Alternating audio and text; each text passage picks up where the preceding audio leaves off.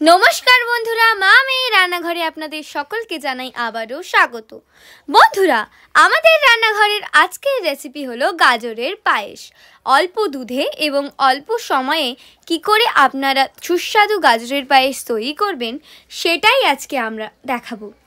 তো চলুন দেখে নেওয়া যাক আজকের রেসিপিটি।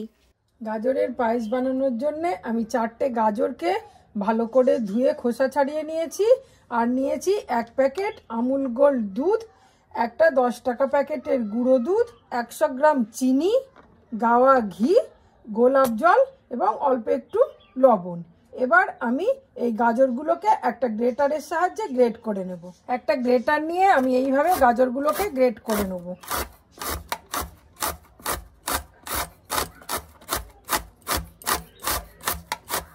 গ্রেট করার সময় আমি একদিক দিয়ে টানবো, তাহলে আমার গাজরের টুকরোগুলো লম্বা লম্বা হবে। আমি যদি ঘষে ঘষে করি তাহলে গাজরের টুকরোগুলো ছোট ছোট হয়ে যাবে।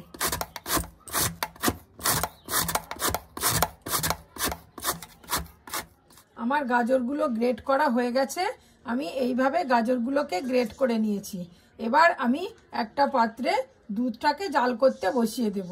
একটা পাত্রে আমি দুধটাকে জাল করতে বসিয়ে দিয়েছি আর অন্য একটা ওভেনে আমি কড়াই বসিয়েছি।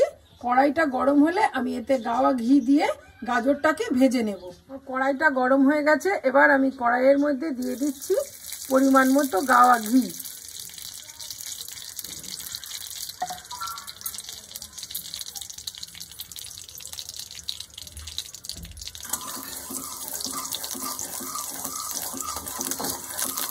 আমার ঘিটা গরম হয়ে গেছে। এবার এর মধ্যে আমি গ্রেট করা গাজরগুলোকে দিয়ে ভেজে নেব।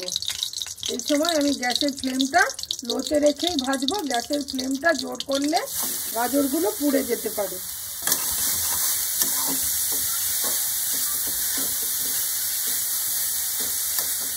গাজরটা একটু নাড়াচাড়া করে আমি এর মধ্যে দিয়ে দেবো খুব সামান্য পরিমাণ লবণ, তাহলে গাজরের মধ্যে থেকে জলটা খুব সহজেই বেরিয়ে আসবে। আমি এই 1 চিমটি পরিমাণ লবণ গাজরের মধ্যে দিয়ে দিলাম। গাজরের মধ্যে লবণ দেওয়ার ফলে গাজর থেকে জল ছাড়তে শুরু করেছে। এটা আমি নেড়ে নেড়ে জলটাকে শুকিয়ে ফেলবো। এটা খুব ভালোভাবে ফুটে উঠেছে।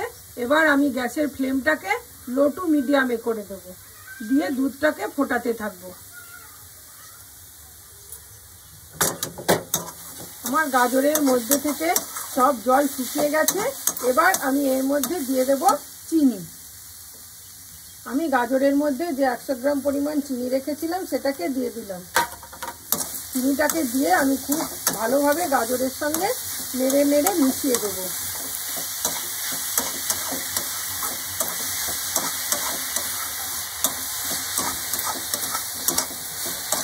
চিনিটা গলে যে রস হবে তাতেই আমার গাজরটা খুব ভালোভাবে সিদ্ধ হয়ে যাবে।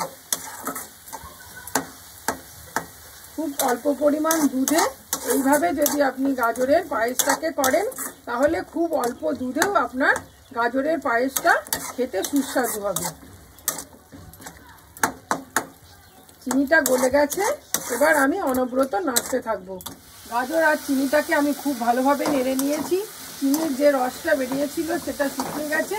এবার আমি যে ওদিকে দুধটাকে বসিয়ে জাল করতে দিয়েছি তার মধ্যে আমি এই চিনি আর গাজরের মিশ্রণটা ঢেলে দেব।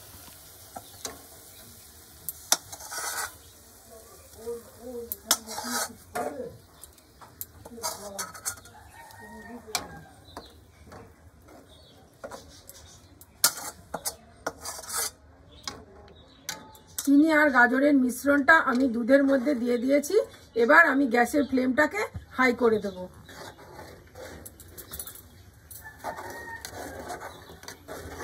গ্যাসের ফ্লেমটাকে হাই করে আমি অনবরত দুধের সঙ্গে গাজরটাকে মেশাতে থাকবো।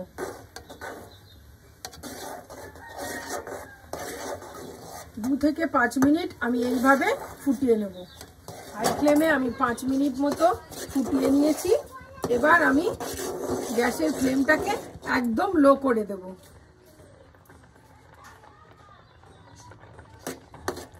দিয়ে আমি এর মধ্যে যে গুঁড়ো দুধটা আছে সেটা অল্প অল্প করে মিশিয়ে দেব।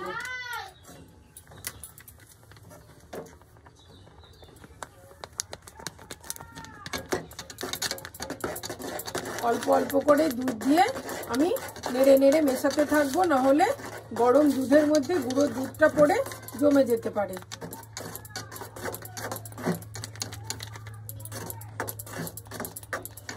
আমি সম্পূর্ণ গুঁড়ো দুধটাকে এই দুধের মধ্যে মিশিয়ে দিলাম। আমার গাজরের পায়েসটা রেডি হয়ে গেল। এবার আমি এরকম পাতলা থাকতে থাকতেই আমি গাজরের পায়েসটাকে নামিয়ে নেব, কারণ ঠান্ডা হয়ে গেলে একদম শক্ত হয়ে যাবে। আমি যদি এর চেয়ে আরও বেশি ঘন করি তাহলে ঠান্ডা হয়ে গেলে একদম শক্ত হয়ে যাবে, সেটাকে খেতে আর খুব বেশি ভালো লাগবে না। এই রকম অল্প দুধে খুব কম সময়ে আপনারা এই রেসিপিটা ফলো করলে সহজেই গাজরের পায়েস বাড়িতে বানিয়ে নিতে পারবেন। আমার গাজরের পায়েসটা রেডি হয়ে গেছে। এবার আমি গ্যাসের ফ্লেমটাকে অফ করে ঠান্ডা হওয়ার জন্য অপেক্ষা করব। আমার গাজরের পায়েসটা প্রায় ঠান্ডা হয়ে গেছে। এবার আমি এর মধ্যে এই হাফ ছিপি পরিমাণ গোলাপ জল যোগ করে দিলাম।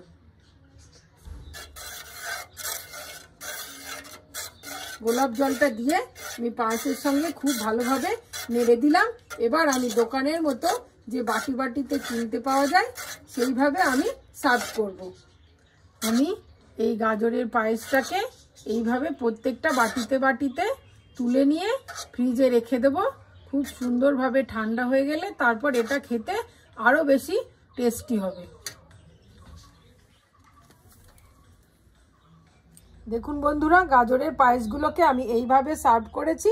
এবার আমি এটাকে ঢাকা দিয়ে ফ্রিজে রেখে দেব। আপনারা চাইলে গরম গরমও খেতে পারেন, আবার ঠান্ডা করেও খেতে পারেন। যেভাবেই খান না কেন গাজরের পায়েস খেতে খুবই সুস্বাদু হয়।